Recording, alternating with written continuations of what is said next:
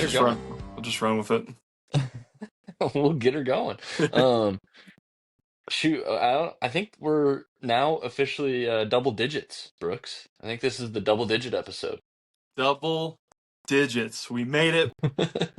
We're 10 episodes in. Yeah. Right? Should be. I think this is episode 10. How about that? Yeah. What started as maybe once a week quickly turned into twice a week, and I keep saying it every episode, but Real quick. Hey, we're just spitting them out. We just keep coming up with things to talk about, and we kind of have a little bit of a rhythm going with it. So, one thing to talk about to post for Mondays, and then, I get to hunt enough, and between Tanner and I, we definitely get to hunt enough. We have something to talk about for a hunt highlight, so makes for a good second episode. So, as long as we got them, how's the saying go? Smoke them if you got them. Yeah, So, I think that's a saying. Yeah, something like that. Yeah, it's a Colorado saying. That's a big Chris Finnegan too. Big Chris Finnegan. Yep. Hi, Lakota. This is Lakota. Everybody, say Hi, hello. Lakota. Hi. Yes, I know. It wouldn't be a good podcast episode without a dog. I know. We went without him. Yeah. Now she wants my attention, of course. Gotta give at least a little bit. Yes. I know. I'm doing something right now. I know. I'm sorry. She's like, what? No. No, it's attention time. So, yeah, Brooks and I were kind of talking like, what do we want this episode to be about? And we got a couple ideas. We have Hoyt has come out with their bows this week, their new 2025s. We'll talk a little bit about that. We're gonna wait for Matthews to come out with theirs on Tuesday, and then we'll really talk about it. It'll probably be next episode. Now that at that point, pretty much everybody's gonna have their bows out, and no new surprises after that, hopefully. But so we'll talk a little bit about some of the weight stuff, but we were talking. I was telling Brooks, I listened to a bunch of podcasts, and everybody kind of has a name for what we're about to do, and it's like water cooler talk or fireside chat, where they just kind of bounce around from topic to topic, and I feel like that's what we're about to do, and so we're gonna call it a shooting the bowl session. We're just gonna shoot the bowl a little bit. Shoot the bowl. We're gonna be slightly guided on what we want to talk about, but if it goes one way or the other, we're not really gonna try too hard to stop it. So I guess the first thing, I know you're probably pressing a little bit internally to hear some about my hunt this weekend. Yeah, a little bit. I was, when that whole thing, when all that went down, I was at work and got busy. Yeah. And I couldn't reply to the chat. And then next thing you know, I was trying to catch up, and I'm like, well, what the heck actually happened? Yeah. So we'll definitely dive all the way in on the hunt highlight episode, but for the short, brief version of it, stay tuned. Episode 11, we'll share the full story. But for episode 10, we'll just say shot fired, hit one, and I guess we'll do a little cliffhanger, maybe. Nah, cliffhanger? Nah, no cliffhanger. I couldn't find him. It was a good hit. It felt like the blood trail was really strong for like 100 yards, which for those of you listening, you might say 100 yards is kind of a long ways for a good hit, but it was really good blood for 100 yards, and then it just stopped. And yeah, so long story short, we couldn't find him. So he may be dead. He may have found a way to survive, but that was Friday afternoon. I hit him, went out and searched pretty much all day Saturday, and then I went out again today to hunt. And while I was walking in, I went to the same area just as a last ditch effort to look for him, and couldn't find him. I searched the water because they always say if a deer is gonna die or feels like it's dying, it's gonna try to find its way to water. And so he either died in a bed if he died, or he was gonna die in or near water. And there were no buzzards, no vultures, no dead deer. So it's very head scratching. But yeah, so it was interesting. It sucks. You feel like you make a good shot on an animal, and the blood trail was good, and felt like I did everything right. I didn't rush the track job, and to not come out of it with a deer kind of sucks. Yeah, that does. It is what it is. I mean, it's hunting. not the first guy, not the last guy to have something like that happen. But yeah, that's that's kind of it for the cut and dry version. Do you have any big pressers on like you gotta know right now about it? Well, my thing is like I watched the video. It looked like a good shot, Mhm. and I don't know. It's just I guess it's just one of those things, you know. Yeah. So I got video of it. It was on the GoPro. It was above my head, and GoPro is not great for anything greater than like 20, 25 yards. And I Mm. think this guy, I think he was like 27 to 30 was my guess. I found my arrow 34 yards from the tree. It was a clean pass through. And so the arrow was about 34 yards. And I think the first blood was like 5 yards in front of that. So I think he was probably 29, Mhm. 28, 29 yards from me. And so the GoPro quality wasn't great, but it was still good enough. You could see his reaction and all that stuff. And so Right. the way he reacted and just kind of the timing and everything, it just looked like it was a pretty decent shot and could have had a better result, but didn't. So Well, it is what it is. I mean, you never know. Maybe you'll find them next time you go out, and yeah, all will be good. And but yeah, sucks.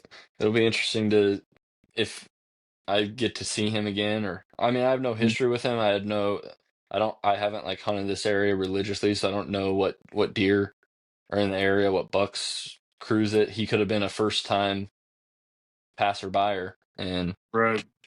so who knows? Who knows? Well, Yep. I really like that spot. There's really good rut activity going on in there right now. Probably the last point I'll bring up about it was I did when I went in Saturday and searched. I did a grid search and I covered close to 16 acres in a square area, which on foot is a pretty good stretch. And I went like every 15, 20 yards and just it was a 15, 20 yard grid almost Mhm. perfectly through this whole section. And I think it was like 15 and a half, 15.6 acres. Yeah. And that was all just in the direction that he was going and that I think he could have gone. And plus a little bit of like if he had circled back. And so, um, I don't know, with the resources I had, I think that was the best I could do.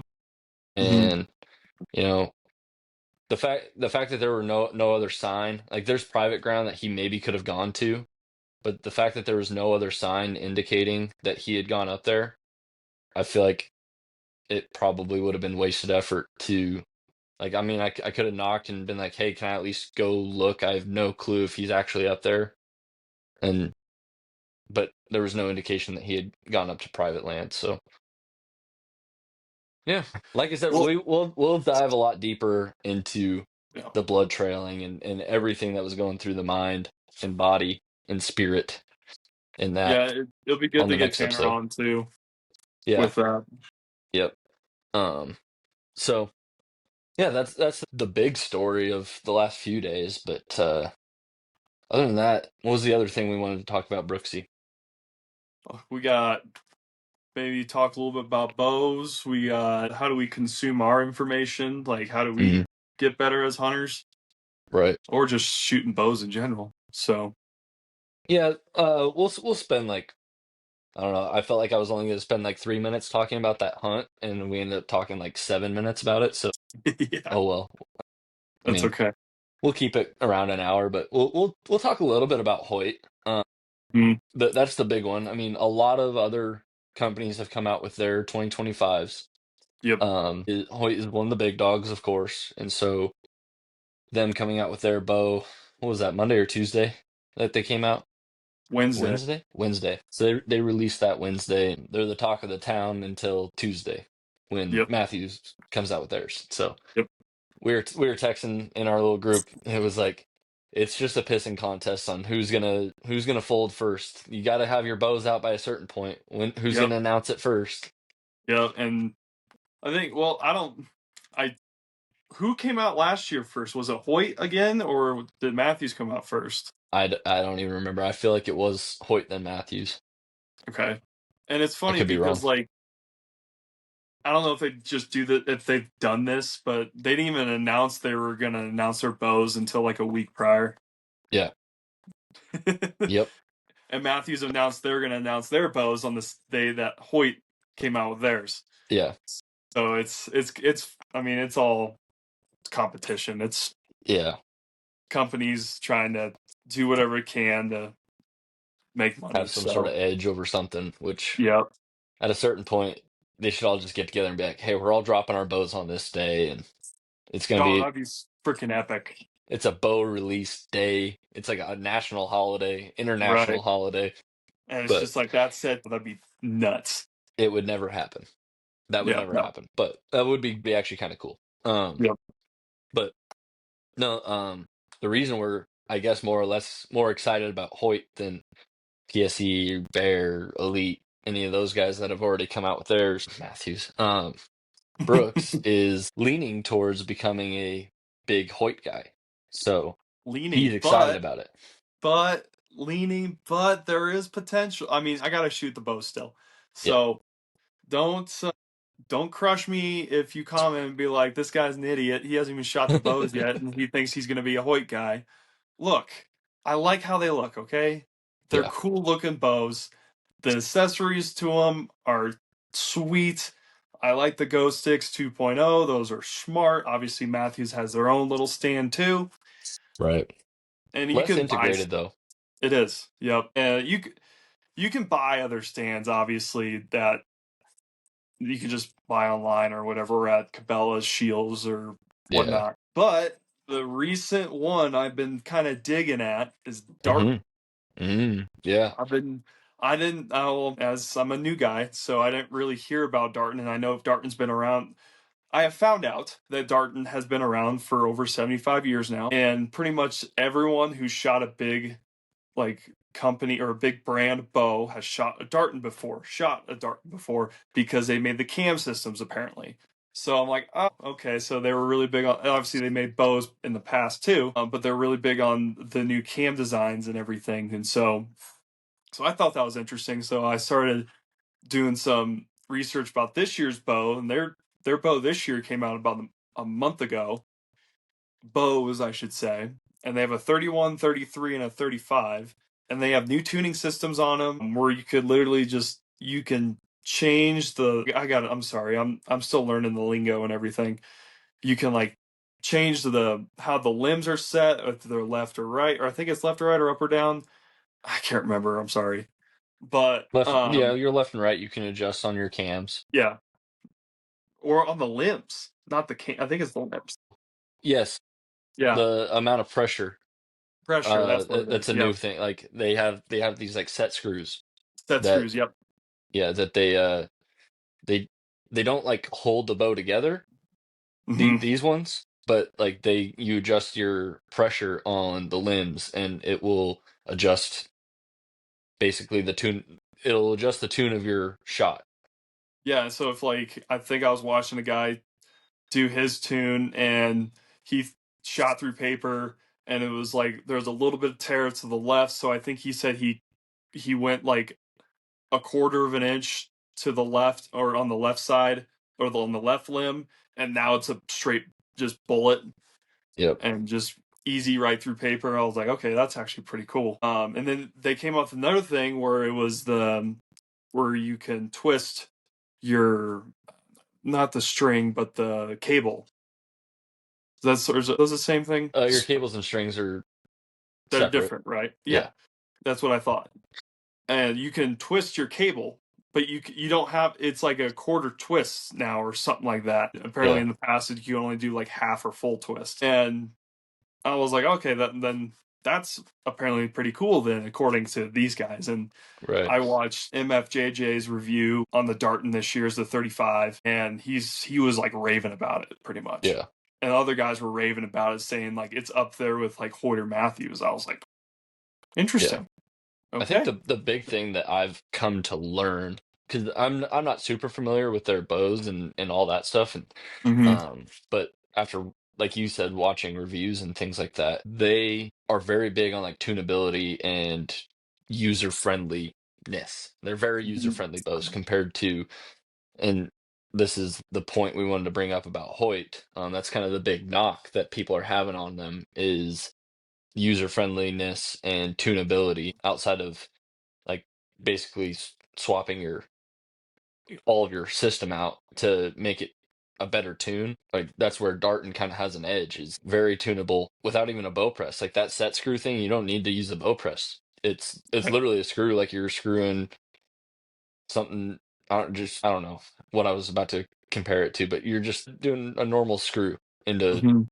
something, and you don't need to compress the bow into get that screw out. And so Right. that one, what was it? It was like you can adjust up to an inch, I think, Yeah. with just using that set screw. So, if your bow is like, if your first few shots you're doing the paper tuning and you notice it's only like a half to a quarter of an inch, Mhm. you probably won't have to do anything with your cams and adjusting those. You can just take that screw and, like you were saying, like a quarter turn, a half turn, or whatever it is, and just adjust that screw just a little bit, and Mhm. it'll adjust your shot, and all that without a bow press. Right. And I believe another thing that they're trying to say with it is, when it gets manufactured and shipped, delivered, whatever, chances are your bow is going to be within that half inch to a three-quarter inch margin of being a true bullet hole. And so, Right. out of the box, you're probably not having to do a whole bunch of. I mean, you're gonna have to put it in a bow press to, get your peep and things like Mhm. that. But to totally tune your bow, you don't have to keep putting it in and out of a bow press, which I Right. think is huge for user friendliness. Yeah, big time, especially if you're out hunting and Yep. something goes whack, You then you drop can your just bow and right. yeah, Then you can easily get it tuned real quick and you're good to go. yeah, So, yeah, I'm really intrigued by Darton. I'm definitely going to go shoot whenever I do get to the shop and line up the bows and shoot them. And I'm going to definitely really look at Darton and be like, okay, do I really like the only knock I have on Darton right now is they don't have Picatinny mount, yeah, which kind of stinks, but that's okay. I mean, it is what it is. right. I'm sure that's the next thing that comes out next year for him. Yeah, I some could sort of integrated sight system. At this point you have to because Hoyt does it. I think Elite does it. Then Matthews has their bridge lock system. Bear has the Yeah, Picatinny. Like at some point you have to. And on my Bear, I have for a mid-range bow, it has the Picatinny mount or yeah, rail on it, and it's just weight-wise is so much better. right. Yep.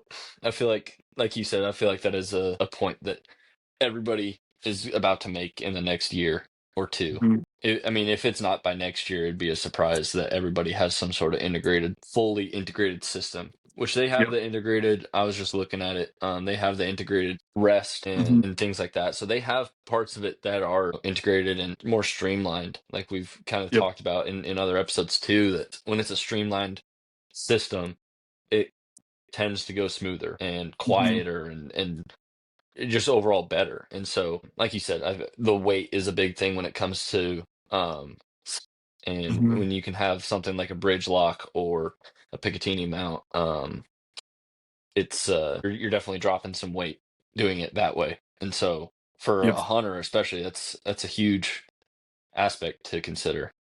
Yeah. And the Picatinny, I mean, you're just in line with the bow. The weight's not off. Doesn't feel like it's on the Yep, side, which is super nice. Because for sure. obviously, like if you have a side mount for your sight, and then you have your quiver right there, that's a lot of weight on one side compared Yeah, to you have your quiver, Picatinny, and then maybe you have a sidebar of something. But it's not. It don't have to be as dramatic of a sidebar if you go that route. Obviously, yeah. I also did see Darton has the really close um, quiver. It's kind of like Mm, Hoyt and Matthews do, and yeah. it's a two piece. And I was like, okay, so they have that. They have that, and then so I also saw on the Darton it was the little stubby on the bottom, kind of like Hoyt does. Mm. I wonder if you could put the ghost sticks on that. Yeah, that would be a thing to look at for sure. Yeah, because obviously Darton doesn't have a stand at the moment, but I wonder if, because of the little stubby right there, if the ghost sticks would actually work with that. Something to Right. test out. But back to the Hoyt bows. I mean, they look unreal again this year. They're running aluminum's running for 1,500, carbon's running Yeah. for 2,100. Yeah. Like, it's just ridiculous. I will say the 32 for the bigger one on the aluminum for the Alpha, was it AX 32 or whatever. I thought they would do like a 34 maybe, but I like the 33s to 35 bows. Hmm. That's just me. Um, high chains, and so I was surprised it was a 29 and a 32, but their carbon is a 30 and a 30 33. Yeah, so Yeah, they got 30 and a half on the RX-9 and 33 and a half on the Ultra. yep, okay. Yeah, and then so the MFJJ, he was talking about Hoyt kind of copied Matthews, but they also they kind of put a caveat, all these bow companies, they're mapping out their 3 years in advance at least Hmm. on their bows. So, 2 to 3 years ago, they were saying probably like we want our axle to axle on our aluminum bows to be this. And Right. I think it just kind of so happened that they pretty much copied Matthews because last year they didn't have the 29 and a half Hmm. for the Alpha AX. But now this year's it is 29 and a half, and then it's 32 and 5/16 on the instead of a 33 on the Well, longer axle to axle. I think MFJJ measured it out at 32 and 5/8. So a little So typo. That's right. could be a typo. Yeah, that is right. Yeah, because it just seems strange that they put 16ths. Yeah, I mean, it's either oddly specific or they meant to put eighths because everything else is either eighths or quarters or halves right. 16th. on Yeah, that their might be. website. But that's a weird typo to have. So I don't know. Yeah, I feel like when you're putting it out, you would put it exactly what you meant for it. So Yeah. interesting, So but yeah. So I mean, if I do get a flagship this year, I'm gonna try to shoot as many as I can and kind of decide. I might just go, if I do decide Hoyt, I might just go last year's Alpha X model because it'll be a little bit cheaper. But I'm digging those Dartons, so maybe we'll go with a Darton. Who knows? Those yeah, are definitely they like look good. 300. They look good. They're like $300 cheaper. So Yeah. Yep. we'll I see. think, well, I mean, at this point, everybody's technology has advanced to where, you know, their advertised speeds, like you're not shooting a slow bow no matter what you go with. So No, you're not. like Darton saying 330, Matthews was saying 340 last year. Hmm. Granted, that's all with it all depends on your arrow setup, but they have like the ATA, they have a certain arrow weight and such that they're supposed to abide by when they publish those numbers. But you Right. know, anymore, a new bow you're shooting, their EA FPS advertised speeds are going to be more than sufficient. Yep. More than Oh yeah. sufficient. Oh, and I So, forgot another thing with Darton that I really liked is they have 80-pound limbs, yep, big time. that's a big one for old Brooksy. Big, strong, Hmm. strong I like want the ox. I want the 80-pound.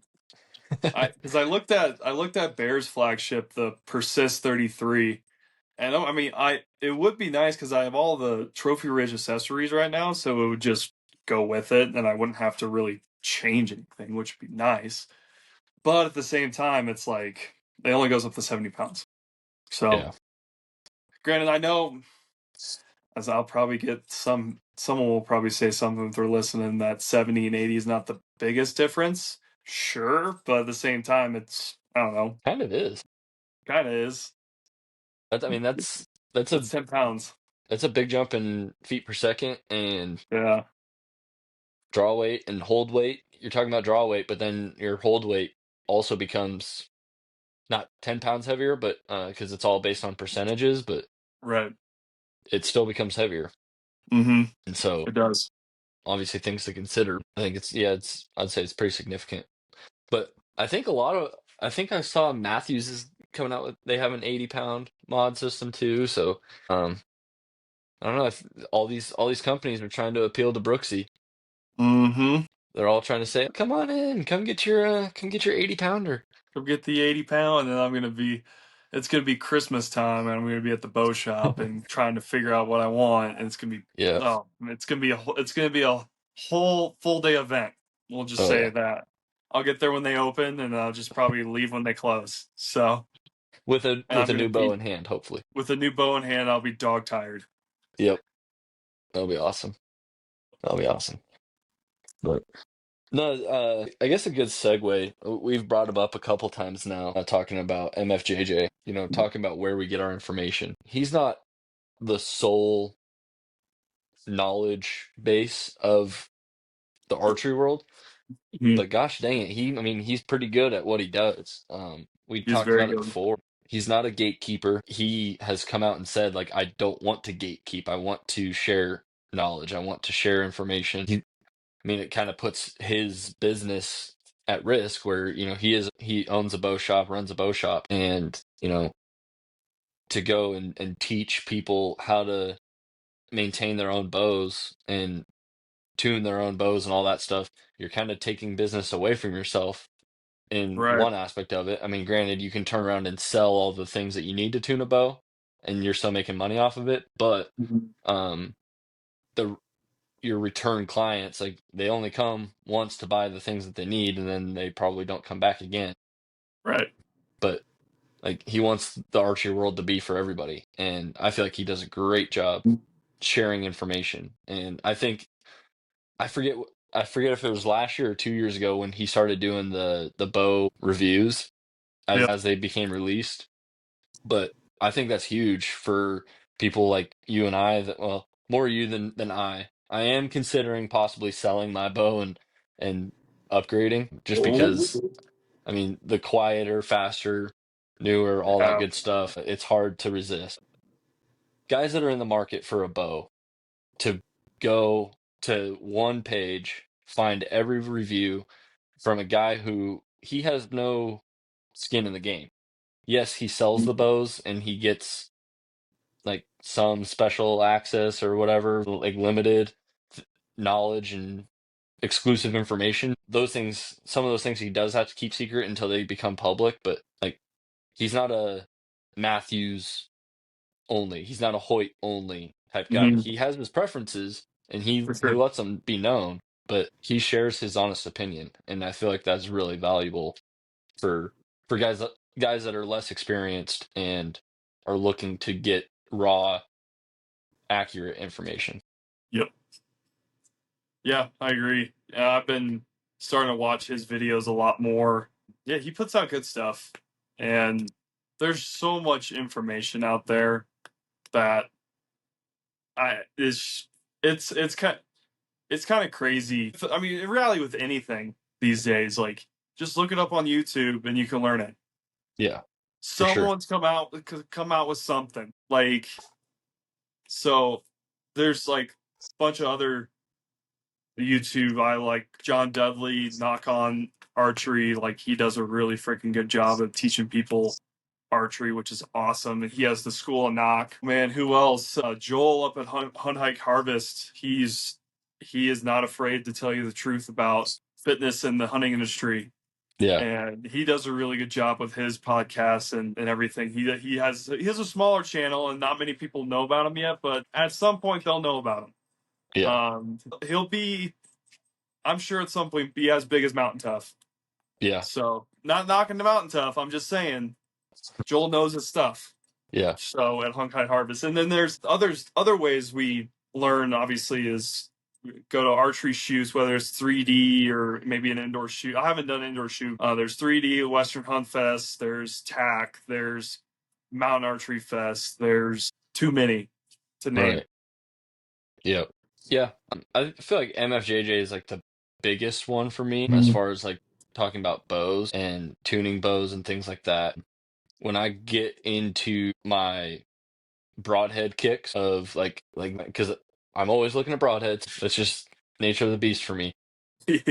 Ranch Fairy is like my kind of go-to guy because he'll talk broadheads um and arrow setups. He started to talk, I guess, a little bit less about broadheads and broadhead reviews. There's a couple other guys like Lusk Archery. He does broadhead reviews, and he'll do fixed blade mechanicals, all sorts of stuff. And he does kind of like a MFJJ style review process where he has certain tests he does and certain scores that he gives based on those things, and then he has a whole playlist on his YouTube.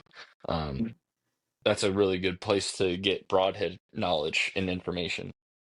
That's Ranch where I'll be Fairy, going. where the less, Yep, because I yeah, have not dug into broadheads yet, and I will at some point. yeah. He's got the whole library to show you.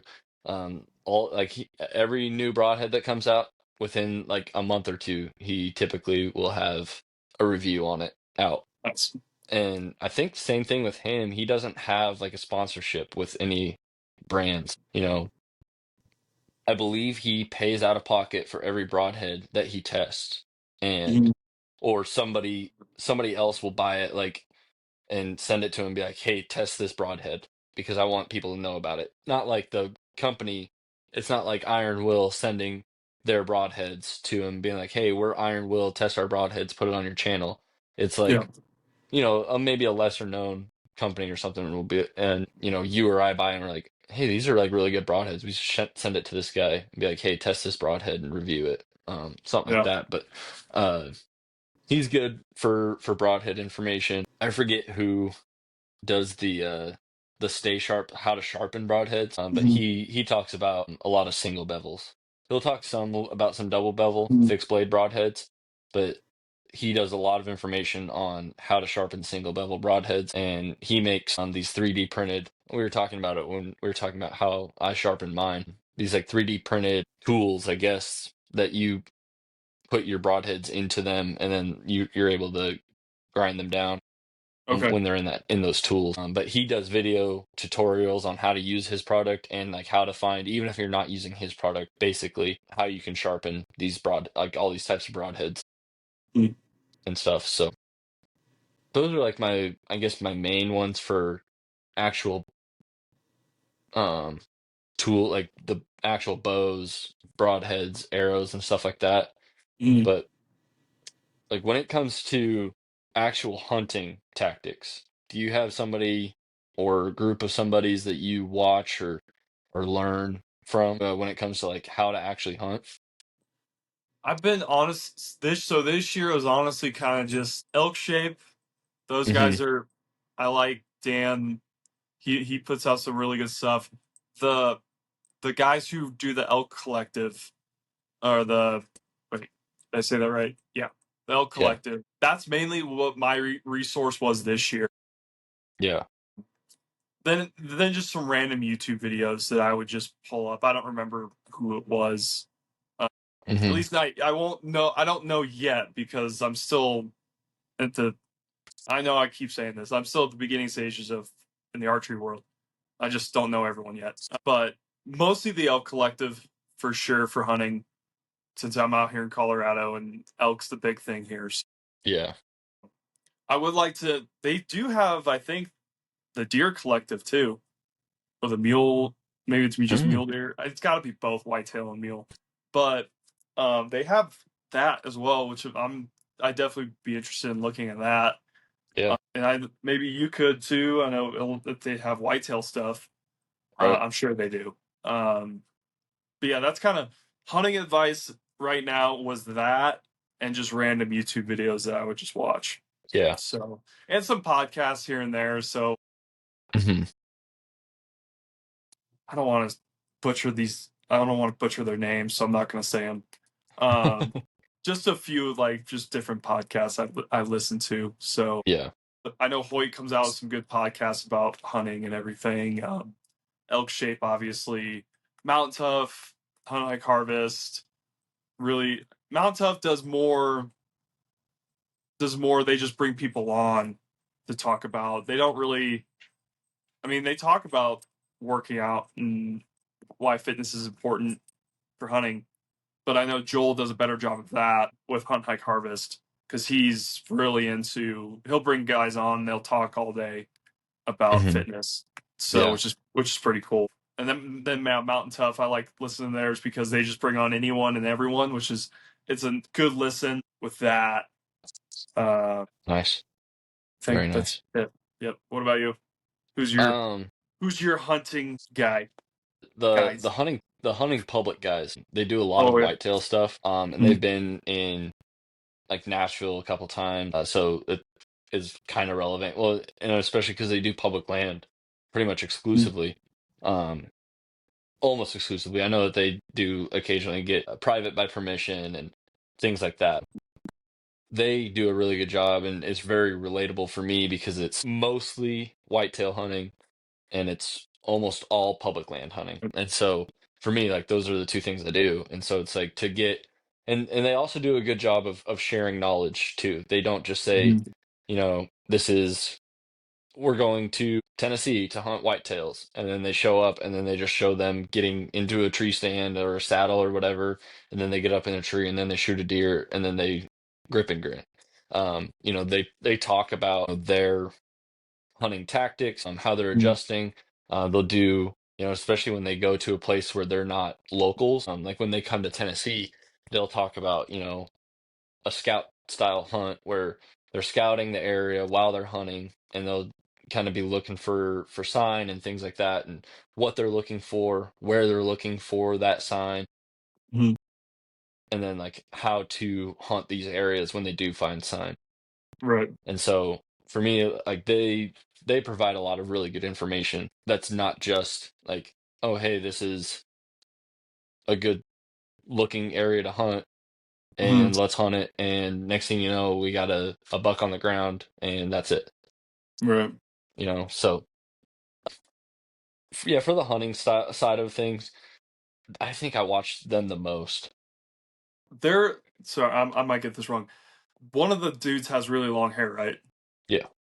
Yeah. So I met them out here. Oh, really? I think they live here in Colorado now. I don't know. Well, I didn't know who they were at the time. I was at the range here in Highlands Ranch, and I lost freaking sent a couple arrows just trying to find them. Whew, oh, there goes that one. And so it was like kind of back in the 3D course, and they just came up and they're like, "Hey man, you good? You need help?" I was like, "Oh yeah, just trying to find these arrows." And we were able to, out of the two I lost, we found one. But yeah, they were like super chill, like, and Yeah. they didn't like say anything about the hunting public. They weren't shooting videos or anything. They're just shooting, Yeah. and I didn't really know who they were at the time. And I shook their hands. I was like, "Hey, I appreciate you guys helping me out," and I just went on to the uh, next target from there.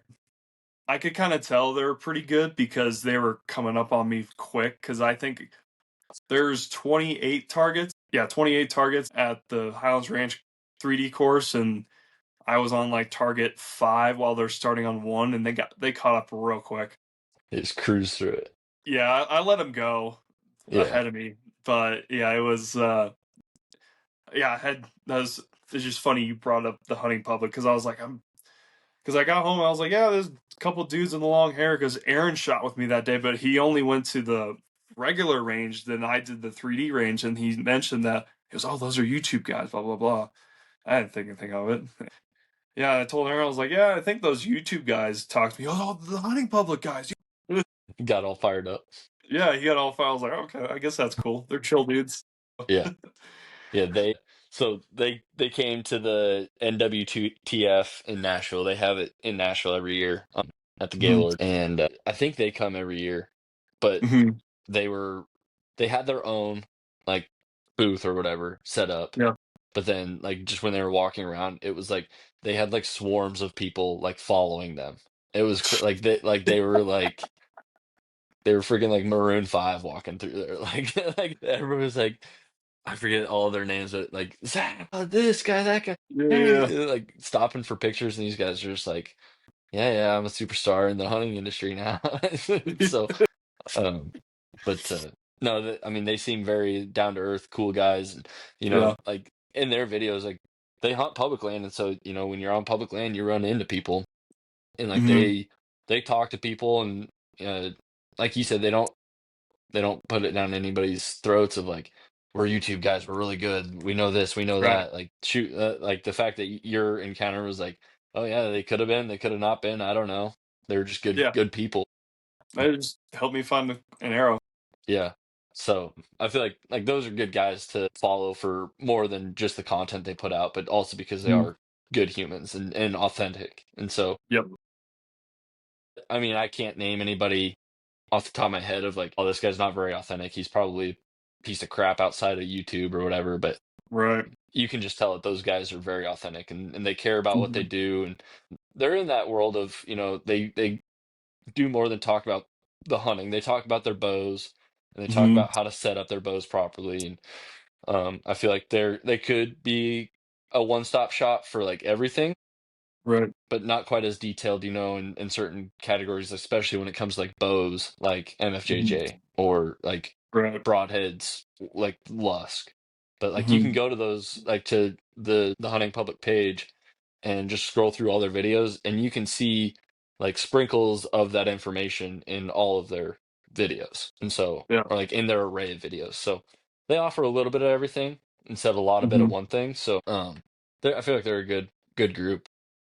Yeah. The other thing that, was thinking about while we were talking, like all the knowledge that you get around hunting, all the pre stuff about like just your actual setup, like what are you using your bows and arrows and Hmm. broadheads and stuff like that, your scouting and your actual physical hunting and things like that. But then it's also like after the shot, like blood trailing and Hmm. skinning and gutting and processing and like doing like there's people out there like I've hunting public again. I feel like they have a lot of information when it comes to that stuff too of like tracking blood Hmm. and processing and stuff like that. But the other one, they're like the big name is Meat Eater, which I Yeah. feel like they're less so now, and I feel like they've become like a very higher scale of like they get like really fancy with their dishes, and like they used to be like, to me it seemed like they used to be really simple of like, Yeah. hey, average Joe, you and I out hunting, it's public land or whatever, and like this is how everybody's going to do it. And then I mean now they have all this like basically special privileges or permissions or whatever, which good for Hmm. them, they get to do some awesome hunts, but it's like Yeah. a lot of stuff that they post is like kind of less relevant to the average Joe, which it's Yeah. still fun to watch, but it's like I feel like they kind of got away from like the average person and appealing to them. They kind of got to Mhm. like, hey, look at all these cool things you can do as basically as you get older and the more money you get. If you become wealthy and retire or whatever, and you still feel like hunting, look at all these cool places you can go. And Right. it's like that's cool, but like they used to be really good about like the processing part and like how to field dress your deer or Hmm. elk or whatever, and then like cooking it obviously is huge, Right. and it was all just like really simple but tasty recipes, and now it's like Hmm. all these fancy things, but they are still good to like look at because it's like, well, you can do some really cool stuff. Right. So Yeah. I've watched a little bit of Meat Eater, but like only on like the Netflix series that they put out. yeah, That's about it. I guess kind of a side thought, you when we had talked about like you going hunting, it might have been a month ago at this point, but it was like, are you going to go hunting or are you not? And then you're like, if I get one, I can't afford the processing, which is not really the point of the question. But so you would use like you would take your meat to a processor Correct. regardless. Yeah. Have you looked into what it like getting like a meat grinder and stuff like that to process your own? Thought about it. Yeah. I mean that definitely be the way to go. Especially, I just I need to research it. I haven't really like I've looked into it a little bit, but I haven't fully like dove deep into it. And Yeah. it's probably the way to go, and just you'll save a lot of money that way. Right. Um Oh, no I doubt.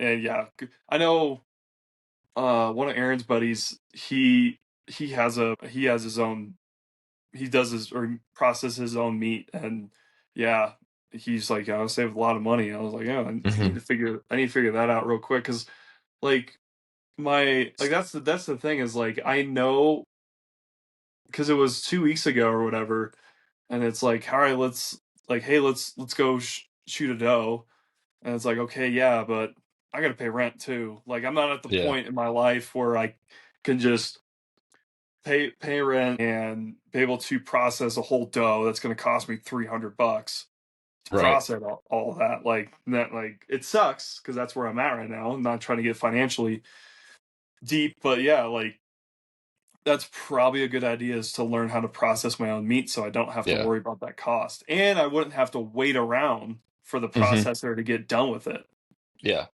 because I they're feel like that's, busy. yeah, for sure.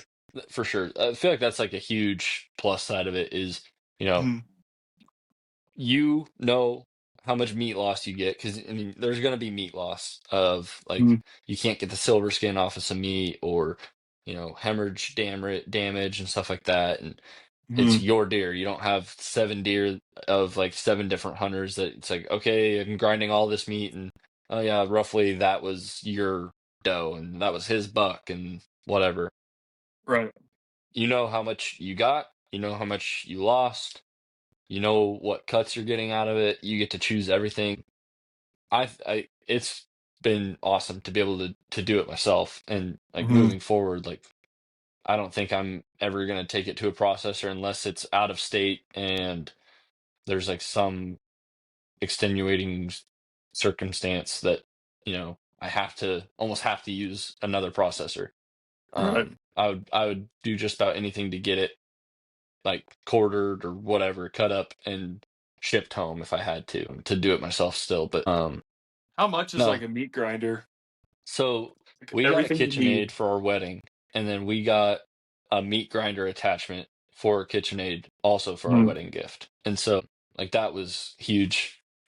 Side note, put that on your wedding registry whenever you get married. Mhm. Those are huge. Also so I guess I'm a really bad example of being able to tell you how much everything costs, because we got our vacuum sealer was my Mhm. parents' old one, really, really, not really, really old, but pretty old. They bought a new one, but didn't get rid of this one. It still works, obviously, because Mhm. I use it, and they just shipped it down to me because I was like, "You guys just have an extra one and you're not using it." Like, "Oh yeah, it Yeah. was like just kind of sitting around." Okay, yeah, thanks. I'm gonna use that. So that was free. Yeah. Then the KitchenAid attachment was essentially free, but you know we were looking at getting new and upgraded of all these things, but like a new vacuum sealer. The ones I've looked at, the Meat brand, they're like everything's all Mhm. white. You can get them at like Academy and stuff like that. I know you guys don't have Academy up there, but um online you can get them. But like the 12-inch, like your standard one is like 100 some bucks. That's And not bad. that's for the vacuum sealer. And I've seen really good reviews on everything that they offer, and they offer everything to Mhm. do with processing. So it's like $100 for the processor. And I forget how much the grinder was, but it wasn't that expensive. It wasn't like Mhm. $300 or anything. I think it might have been like 100 some also That's not bad. for a grinder. But Okay. yeah, totally worth it, because like you said, $300 to roughly to take it to someplace. They cut some steaks out for you and they give you Right. some grind and Well, sausages or whatever, and you just don't know. yeah. And that's just for a deer. You get an elk or a moose here, Oh yeah, you're paying probably at least 5, 6, 7, $800, maybe even $1,000, yeah, depending on what you get. Obviously, it right. depends on what you get, but Bigger the animal, more work they have to do, yada yada, yep. all that stuff. I'm looking it up right now. The half horsepower grinder. Maybe I was wrong. 250, but it's on sale right now. But Christmas. yeah, put it on the Christmas list. But like I I said, want a I've bow on the seen some Christmas really list. good reviews from them. So Cool. I'll check it out. But yeah, it might be a Christmas type of thing. yeah, $250 for their smallest. I mean, we have the one that attaches to the KitchenAid, so I'll look that up here in a second. Is not like the half horsepower or whatever is Hmm. probably about the same size as the KitchenAid one. You don't Okay. need something big for, I mean, you're doing it maybe a couple times a year. Now, Right. if you're looking at like doing it kind of as a job, obviously you're going to want something bigger and better and more For sure. powerful. Just cut your meat up smaller, and it might take a couple days worth so you don't burn out your motor on whatever grinder you're using, but Hmm. totally worth it, I think, because a couple $100 here or $100 for a sealer and 250 or whatever for a grinder. That's a one-time purchase as opposed to every time you get one, Yeah. $300. 300 to 1,000, depending on the animal, Right. types of meat, types of cuts, all that. So Yeah. Yeah. So it looks like the KitchenAid meat grinder attachment is like $80. that's not bad at all. Yeah. How much is a So KitchenAid? definitely more than $80.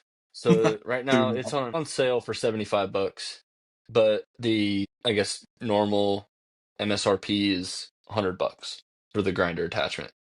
yeah, that's not bad. That's worth it. Let me see real quick. Stand mixers, $279. Okay. We have the one. I think we have the one that is $279, but it's for some reason it's on sale right now. I don't know if people are doing Black Friday sales or what. I think they're starting. Everyone's starting early this year. It looks like. Yeah, crazy. Yeah, it says you can save 170. Normally 450 for the 5.5 quart bowl with the stand mixer. Good to know. Sweet. Your boy's Yeah, gonna be getting a meat grinder. it's clutch meat Yeah. grinder. And honestly, if you like making stuff from scratch, the pasta maker, like the pasta maker attachment, is big time. Your wife's a big cooker too, so Oh yeah, we make it pretty much everything from scratch now. So like nice. we process our own deer. She makes Mm-hmm. our own pasta. She makes our own bread. We've got a grain grinder attachment. Mm-hmm. So whenever we find a way to grow some grain, we're gonna grind it ourselves, and Mm-hmm. then the bread is gonna be completely all homemade. Don't even have to buy Nice. the flour at the store. So That's that. eventually, Heck yeah, that's dude. one a podcast I want to get into eventually, is talking about like buying land and managing deer and managing your like crops or whatever. Mm-hmm. Not saying becoming a full-fledged farmer, but like what crops to grow and stuff like Right. that, because that'd be awesome. I feel like that's a podcast for like when we actually get to do something like that, not for like, oh, I can't wait to dream about having 100 acres and Yeah, right. 25-acre lot of wheat or whatever. Yeah, whatever. We're not there yet, so No, not even close. yep. But no, so yeah, how about that for a freaking we went on a tandem Shoot there. the ball. Yeah, we Shoot definitely the shot the bull ball. there. I think we about covered her. What do you think?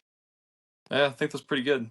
About an Uh, hour, so about an hour. We'll do our shameless plug. If you are needing, or whatever, arrows, custom built arrows, the holidays are coming up. It's going to be a great gift idea. Brooks, you got one of your arrows there close by? I do.